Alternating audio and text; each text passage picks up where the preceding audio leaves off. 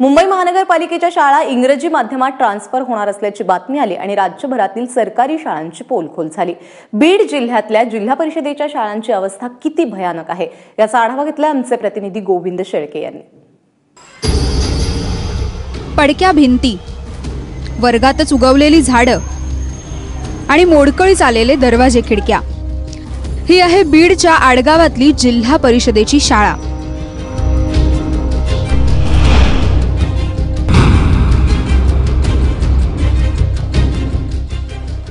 मुलांची किमान बसण्याची सोय व्हावी यासाठी शिक्षकांनीच तात्पुरतं पत्र्याचं शेड उभारलंय,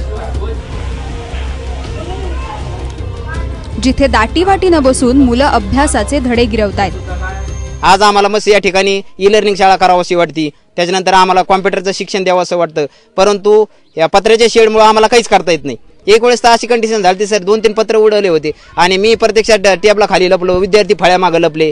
एक कुठेतरी देवाचा आशीर्वाद की कोणत्याही मुलांना त्या ठिकाणी काही लागलं नाही। ही पुढची शाळा मोरे वस्तीवरची। शाळेत प्रवेश करायचा तोच देवदर्शन घेऊन, कारण गळकं छप्पर असणाऱ्या मंदिराच्याच कुठल्या तरी खोलीमध्ये ही शाळा भरते। लोकवर्गणीतून 4 गुंठे जागा घेतली, त्याचा जागेचा खर्च 80,000 रुपये लागलेला आहे। तरी शासन काही आमच्याकडे दखल घ्यायला काही इथे मुलाची शिक्षणाची परिस्थिती सध्या जरा अवघडची आहे। हे सर लोक चांगले आहेत, सरांनी मुलाला चांगलं शिकवलं, पण ते आमचे शाळेचे बांधकामच अजून होणार नाही। उमापूर जवळच्या काळे वस्तीवरचं चित्र बघून याला शाळा म्हणायची का, हाच मुळात प्रश्न पडतो। मंदिराच्या पायऱ्यांवर उभा केलेला फळा आणि बिनभिंतीच्या शाळेमध्ये मातीत बसणारी मुलं। फक्त दरवेळेस आम्हाला सांगितलं जातं की ह्या दिवसात जूनमध्ये सुरू होईल, त्या जूनमध्ये सुरू होईल, पण आजपर्यंत कुठलीही प्रक्रिया होईना।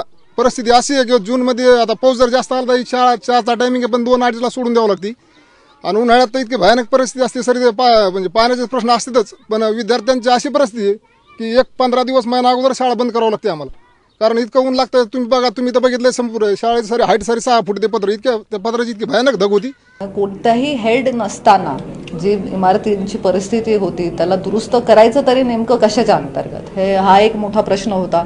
आणि जेव्हा आम्ही करायला घेतलं तेव्हा सर्वच शाळांचं एकत्र अंगावर आल्यामुळे हे आमच्यासाठी मोठं आव्हान आहे, पण मला वाटतं की सर्वांच्या मदतीने आम्ही ते निश्चितच चांगल्या रीतीने पेलवू शकू।